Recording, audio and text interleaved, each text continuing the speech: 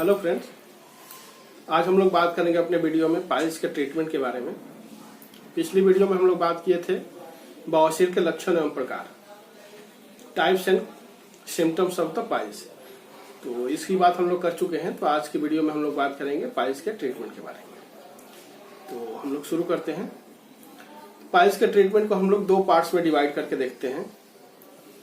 एक तो medicinal treatment होता है जिसमें मेडिसिन के थ्रू हम लोग पाइल्स को ट्रीट करते हैं, और दूसरा सर्जिकल ट्रीटमेंट होता है जिसमें कि क्षार सूत्र के थ्रू हम लोग पाइल्स को ट्रीट करते हैं।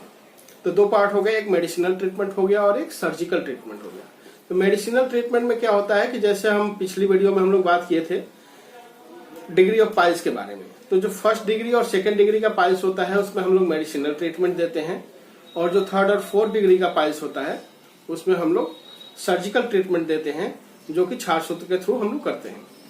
तो पहले हम लोग ब्रीफली एक बार डिस्कस कर लेते हैं डिग्री ऑफ पाइल्स, समझने में उससे आसानी होगी। तो जो फर्स्ट डिग्री ऑफ पाइल्स होता है उसमें होता क्या है कि जो पाइल्स मास होते हैं वो स्वेल करते हैं। स्वेल करने के बाद भी जब स्ट्रेन करता है पेशेंट, जब बाथरूम में टॉयलेट में जब स्ट्रेनिंग करता है, तो स्ट्रेनिंग के समय वो जो पाइल मास होता है वे फेल करने के बाद भी डेंटेट लाइन के बाहर नहीं आता, डेंटेट लाइन तक ही आता है। और डेंटेट लाइन तक आता है, जैसे स्ट्रेनिंग वापस करता है वो पाइल मास अपने ओरिजिनल पोजीशन पे चला जाता है। तो ये फर्स्ट डिग्री का पाइल मास होता है। सेकेंड डिग्री का जो पाइल मास होता है उसमें क्या होता है कि जो मस्सा होता है वे स्वेल करने के बाद डेंटेट लाइन के नीचे तक आता है, लगभग एनल ओरिफिस तक आता है, और जैसे ही ये स्ट्रेनिंग समाप्त होती है, पेशेंट स्ट्रेन करना बंद करता है, वैसे ही ये अपने आप अपने ओरिजिनल पोजीशन पे चला जाता है। इसमें कोई प्रेशर देने की या डिजिटली प्रेस करने की जरूरत नहीं होती है। तो ये जो फर्स्ट डिग्री और सेकेंड डिग्री का जो पाइल है इसमें हम लोग मेडिसिनल ट्रीटमेंट देते हैं। अब बात करते हैं थर्ड और फोर्थ डिग्री की पाइल्स की। तो थर्ड डिग्री का पाइल्स वो है जिसमें कि स्वेलिंग के बाद जो पाइल मास होता है ये एनल ओरिफिस के बाहर आता है। जैसे एनल ओरिफिस है, पाइल मास है, तो ये एनल ओरिफिस के बाहर आता है, और ये अपने आप कभी अंदर नहीं जाता है। ये अंदर तब जाता है जब इसको डिजिटली या मैनुअली प्रेस करके अंदर करते हैं, और एक बार अगर डिजिटली या मैनुअली इसको प्रेस करके अंदर कर दिए तो ये वापस अंदर चला जाता है, फिर वापस नहीं आता है। फिर वापस तब आएगा जब अगली बार डेफिकेशन के लिए पेशेंट जाएगा, फिर से स्ट्रेन लगाएगा, तब ये बाहर आएगा। तो ये थर्ड डिग्री का हो गया। तो जो फोर्थ डिग्री का पाइल्स मास होता है उसमें क्या होता है कि जब स्ट्रेनिंग करता है पेशेंट डेफिकेशन के थ्रू, डेफिकेशन के समय, तो उसमें एनल ओरिफिस के बाहर उसके पाइल मास आते हैं, और ये वापस डिजिटली या मैनुअली प्रेस करने के बाद भी ये अंदर नहीं जाता, ये परमानेंट बाहर ही रहता है, ये कभी अंदर नहीं जाता। पेशेंट चाहे खड़ा हो जाए या डिजिटली प्रेस करने के बाद भी डिजिटली प्रेस करता है, फिर से वो पाइल मास वापस अपने जो पोजीशन पे बाहर आ जाता है। तो ये फोर्थ डिग्री का पाइल्स मास हुआ।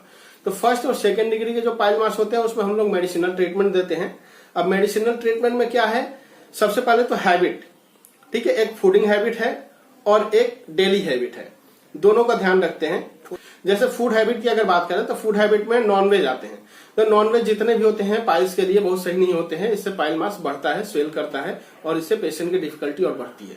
तो जो नॉनवेज है इनको हम लोग मना करते हैं। अदरक हो गया, लहसुन हो गया, कटहल हो गया, उड़द की दाल हो गया, इन सब चीजों को हम लोग मना करते हैं। जनरली जो जमीन के नीचे होने वाले जो सब्जियां होती हैं, कंद होते हैं, उनको मना करते हैं। हालांकि उसमें सूरन को मना नहीं किया गया है। आयुर्वेद में सूरन, जिसको जिमी कंद बोलते हैं, उसको अर्श के लिए काफी अच्छा बताया गया है। लेकिन काफी अच्छा बताने का मतलब यह है कि पेशेंट समझते हैं कि सूरन को हम चाहे जिस रूप में लें वो फायदा ही करेगा अर्श में। ऐसा नहीं है। सूरन का चोखा बनाइए, सादा उसको बॉयल करके थोड़ा सा कच्चा तेल और नमक डालिए और उसका चोखा बना करके खाइए, वो फायदा करेगा। अगर आप उसको मीट के जैसे अगर सब्जी बना करके खाएंगे, तेल मसाले में भर करके खाएंगे, तो फायदा नहीं करेगा, वो नुकसान ही करेगा। तो हर चीज की अपनी एक क्वांटिटी और क्वालिटी होती है कि उसको किस रूप में हमें ग्रहण करना है। तो सूरन के लिए आयुर्वेद में बहुत अच्छा बताया गया कि सूरन जो होता है अर्श का नाश करता है। तो अर्श का नाश जरूर करता है, लेकिन उसको प्रॉपर वे में अगर लिया जाए तब। दूसरी बात होती है डेली हैबिट। अगर हम कहीं बैठने का काम करते हैं, कंप्यूटर वर्क करते हैं, ऑफिस में अगर दिन भर बैठे रहते हैं, 10 से 12 घंटे तक अगर हम कुर्सी पे बैठते हैं, तो इससे पाइल्स बढ़ने की संभावना होती है। इसमें जो हेमोरॉइड्स होते हैं उनके साइज में वृद्धि होती है, और उससे जो डिफिकल्टी होती है वो बढ़ जाती है। तो और दूसरी एक चीज, दोपहिया वाहन, टू व्हीलर, जिसमें कि साइकिल है, मोटरसाइकिल है, अगर लॉन्ग जर्नी करते हैं, अगर 40 किलोमीटर, 50 किलोमीटर, 100 किलोमीटर की अगर जर्नी रोज अगर दोपहिया वाहन से करते हैं हम लोग, रोज बाइक अगर किसी को चलाना है, फील्ड वर्क है, और 50, 100, 80 किलोमीटर तक अगर चलता है, तो उसको पाइल्स होने की संभावना बढ़ जाती है। और अगर पहले से पाइल्स है तो उसके कॉम्प्लिकेशन बढ़ जाते हैं, उससे उसको पेन होगा, ब्लीडिंग होगी, और जो भी डिफिकल्टीज होती है वो बढ़ जाती है। तो दो चीजें, फूड हैबिट हमको चेंज करना है, डेली हैबिट रूटीन अपनी चेंज करनी है। और तीसरी बात आती है मेडिकेशन की। तो मेडिकेशन में कुछ लैक्सेटिव का यूज हम लोग करते हैं, कुछ आयुर्वेदिक मेडिसिन जो ऐसी बताई गई है अर्ज के लिए उसका यूज करते हैं हम लोग।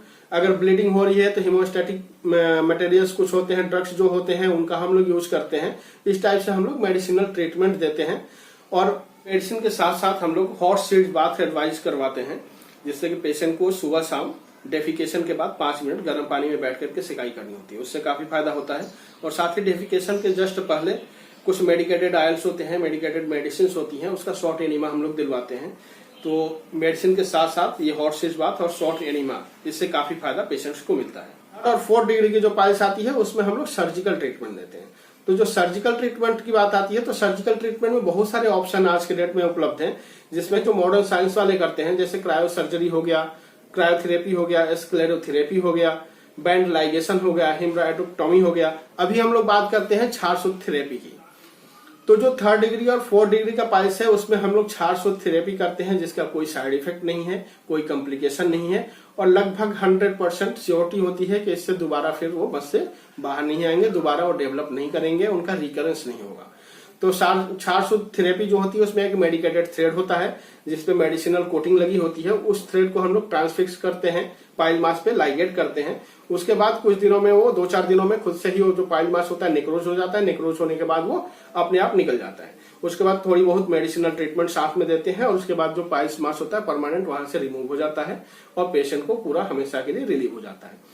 तो ये हुआ हम लोगों का पाइल्स, उसके ट्रीटमेंट, मेडिसिनल ट्रीटमेंट और सर्जिकल ट्रीटमेंट, जो कि मेनली क्षार सूत्र के द्वारा जो हम लोग करते हैं। उसकी बात नेक्स्ट वीडियो में हम लोग बात करेंगे। जो अदर ट्रीटमेंट होते हैं जो मॉडर्न साइंस वाले करते हैं, जैसे क्रायो सर्जरी हो गया, क्रायोथेरेपी हो गया, स्क्लेरोथेरेपी हो गया, बैंड लाइगेशन हो गया, हेमराइडोटॉमी हो गया। तो इन सबकी कंपैरेटिव स्टडी हम लोग करेंगे, कंपैरेटिव बात करेंगे और उसके जो ड्रॉबैक हैं, उसके जो कॉम्प्लिकेशन है उसकी बात करेंगे।